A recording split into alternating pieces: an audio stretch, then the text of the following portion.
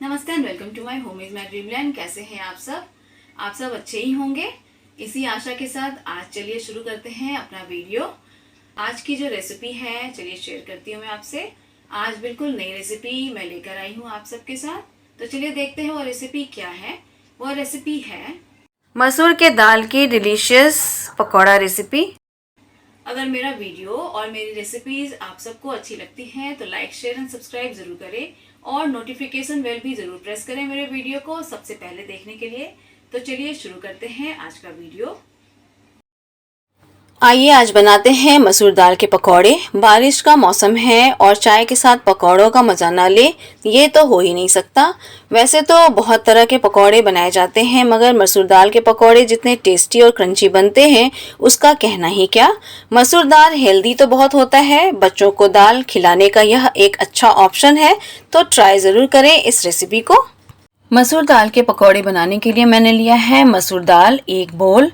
इसे मैंने 3 घंटे पानी में भिगो कर रखा है। मसालों में लेंगे लाल मिर्च पाउडर ½ टेबल स्पून, नमक 1 टेबल स्पून, आप अपने टेस्ट के अकॉर्डिंग ले नमक को।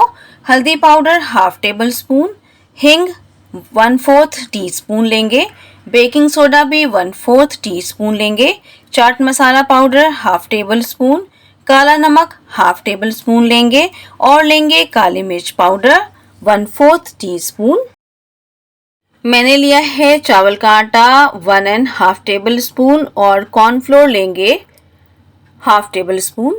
इसके साथ लेंगे बारीक कटा हुआ एक छोटे साइज का प्याज, एक टुकड़ा अदरक ग्रेट किया हुआ, बारीक कटा हुआ धनिया और 2 से 3 हरी मिर्च बारीक कटी हुई।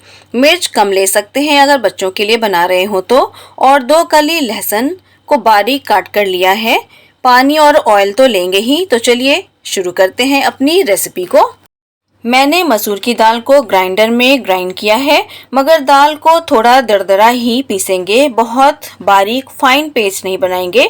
ग्राइंडर जार में पीसते समय 1 से 2 चम्मच से ज़्यादा पानी नहीं डालेंगे और रुक रुक कर ग्राइंड करेंगे। अगर ग्राइंडर चलाकर छोड़ दिया तो फाइन पेस्ट बन जाएगा। दाल ग्राइंड करते समय इसका ध्यान ज़रूर रखेंगे।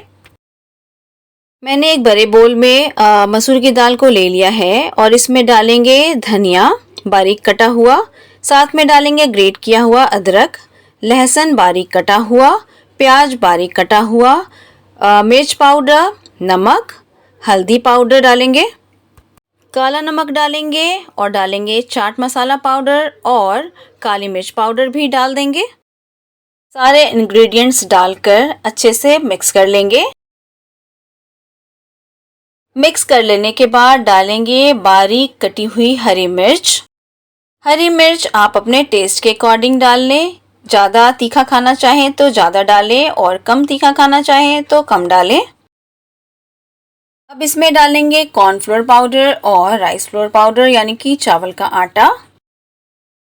कॉर्नफ्लोर और राइस फ्लोर को मसूर की दाल के साथ अच्छे से मिक्स कर लेंगे।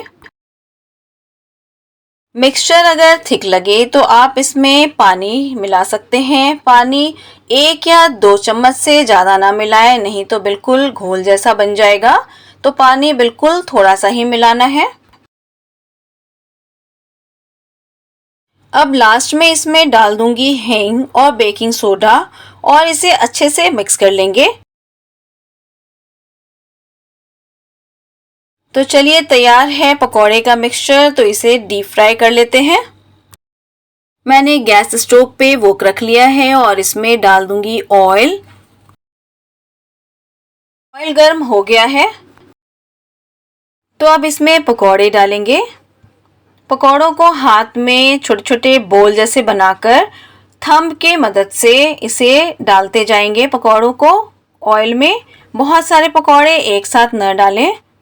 आप चाहे तो मसूर की दाल के पकौड़ों को शैलो फ्राई भी कर सकते हैं अगर आप हेल्थ कॉन्शियस हैं तो, लेकिन मैं आज डीप फ्राई कर रही हूँ। शैलो फ्राई करने के बाद भी मसूर दाल के पकौड़े बहुत ही टेस्टी लगते हैं।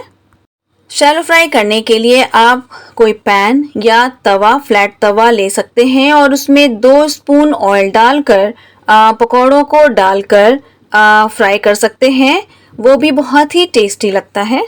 पकौड़ों को तभी पलटें जब वो एक तरफ अच्छे से कुक हो जाए। तो ये देखिए मैं अभी पलट रही हूँ, एक तरफ अच्छे से कुक हो गया है, पकौड़े ब्राउन हो रहे हैं तो मैंने इसे पलट दिया है। पकौड़ों को मैं मीडियम से हाई फ्लेम पे ही कुक कर रही हूँ। लो फ्लेम पे पकौड़ों को नहीं तलना चाहिए क्योंकि उससे पकौड़े बहुत क्रिस्पी नहीं होते हैं और पकौड़ों के अंदर बहुत तेल चला जाता है। मसूर दाल के पकौड़े बनाने में जितनी इजी है उतना ही खाने में बहुत ही टेस्टी लगता है। अगर आपने मसूर दाल के पकौड़े नहीं बनाए हैं तो एक बार मेरी तरह से ज़रूर बना के देखिए। मैं ऐसी ही डिफरेंट रेसिपीज़ अपने चैनल पे लाती रहती हूँ, बिल्कुल ऑथेंटिक और इजी रेसिपी। मुझे डिफरेंट रेसिपीज़ बनाना और उससे भी ज़्यादा अच्छा आपके साथ रेसिपीज़ शेयर करना बहुत अच्छा लगता है। तो ये देखिए मसूर दाल के पकौड़े कितने क्रंची लग रहे हैं, ये पक गए हैं। तो इन्हें मैं एक प्लेट पे निकाल लेती हूँ। मैंने एक्सेस ऑयल निकल जाए इसके लिए मैंने किचन टॉवल रखा है प्लेट पे। पकौड़े काफ़ी क्रंची बने हैं। चलिए तो फिर दूसरे लॉट भी निकाल लेते हैं। तो मैंने पकौड़ों को तेल में डाल लिया है। आप चाहें तो चम्मच से भी पकौड़ों को डाल सकते हैं, मैं हाथ से डाल रही हूँ। मेरी बनाई हुई रेसिपीज आपको कैसी लगती है कमेंट करके ज़रूर बताएं। ऐसे ही दूसरी डिफरेंट रेसिपीज देखने के लिए मेरे चैनल को आप ज़रूर सब्सक्राइब करें। वो व्यूवर्स जो मेरे चैनल पे बिल्कुल नए हैं मेरे चैनल को ज़रूर सब्सक्राइब करें और नोटिफिकेशन बेल भी ज़रूर प्रेस करें मेरे वीडियोस को सबसे पहले देखने के लिए। रेसिपी अगर आपको अच्छी लगती है तो लाइक का बटन भी ज़रूर प्रेस करें। तो देखिए मैंने दूसरे लॉट को भी निकाल लिया है। तो इसे सर्व कर लेते हैं। अब मैंने मसूर के दाल के पकौड़ों को धनिया की चटनी और टमाटो केचप के साथ सर्व किया है। आप इसे दही, रायता, छाछ और मीठी चटनी के साथ भी खा सकते हैं। आप इसे एज ए स्नैक्स तो खा ही सकते हैं, मेन कोर्स फूड के साथ भी इसे खाने का मजा ले सकते हैं। तो फ्रेंड्स मिलती हूँ नेक्स्ट रेसिपी के साथ जल्दी ही, तब तक के लिए थैंक्स फॉर वॉचिंग, बाय।